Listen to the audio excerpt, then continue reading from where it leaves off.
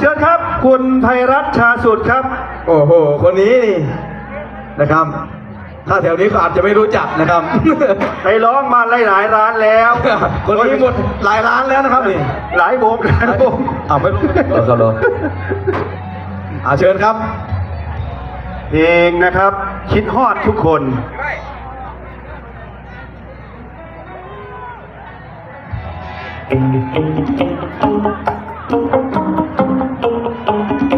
สวัสดีครับผมเพิ่งมาเป็นทีครั้งแรกนะครับผม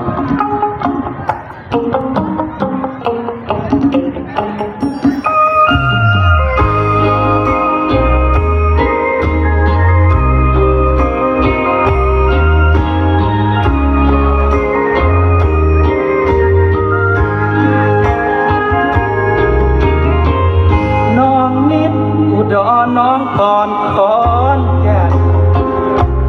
บนดองแหงสาวแอนคนกาลสินเมืองเลยน้องเอิญอำนาจเจริญน้องอิน101คนชื่อประทินน้องนารินอยู่มุกดาหารสาวน้ำสกุลสาวมนน้องคายสารคามน้องอายสาววิไลเป็นคนบึงกาฬโคราชน้องสมนครพนมน้องตาลชัยภูมิน้องแอนคนนั้นสาวอันน้องบัวน้องบัวคิดทอดทุกค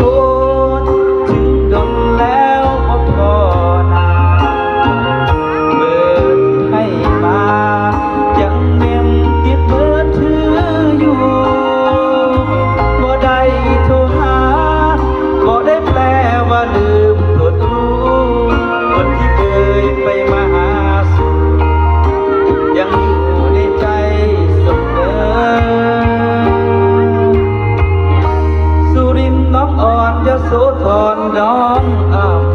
ำสาวบุรีรัมย์คนนางรองชื่อจอมเอ่ยเจอศรีสะเกษน้องงา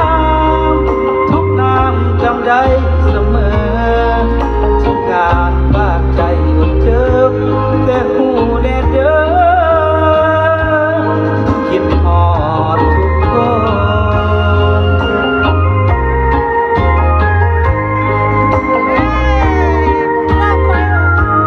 ขอบคุณครับขอบคุณครับขอบคุณครับครับขอบคุณมากผมครับ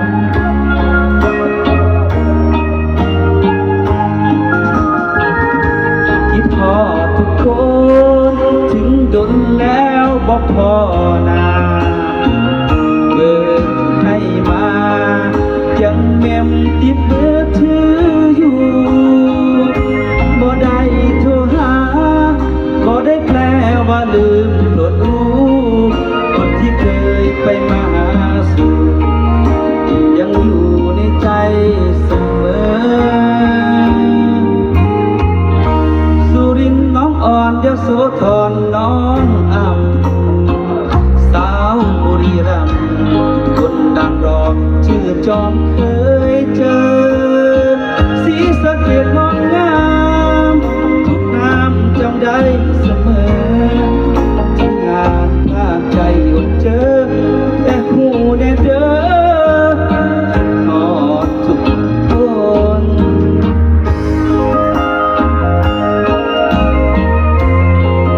ทุกงานภาคใจอดเจอแต่หูแน่เด้อคิดฮอดทุกคนขอบคุณครับ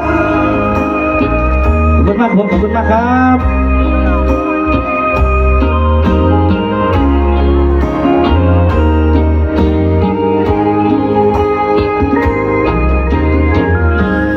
ขอบคุณครับขอเสียงปรบมือให้ครับคุณไพรัตน์ชาสุดครับเดี๋ยวก่อนครับผม คุณไปซุ่มซ้อมร้องที่ไหนมาครับร้านไหนครับร้องเมื่อกี่ร้านครับนี่ พุทธการครับผม เช่น ครับครับ อู้ FC เช่นกินนารีทังกา ขอบคุณมากครับ นะครับ โอ้โห ดอกไม้ไม่มีให้เป็นรางวัลอันนี้มากหลายว่าสันโอ้โห โอ้ นะครับ ขอบคุณมากครับ ระวังหัวดอยต้องขันเด้อ ก็ถือว่า ท่านสุดท้ายของ ผู้ชายยังยังแล้วอีก2 ท่าน เหลืออีก2 ท่าน หมดหรือยังครับดอกไม้นะครับก็ขอให้ท่านโชคดีนะครับเพื่อลูกเพื่อเมีย อืม ครับผมขอบคุณครับตลอดครับท่านเลขาครับ อ่า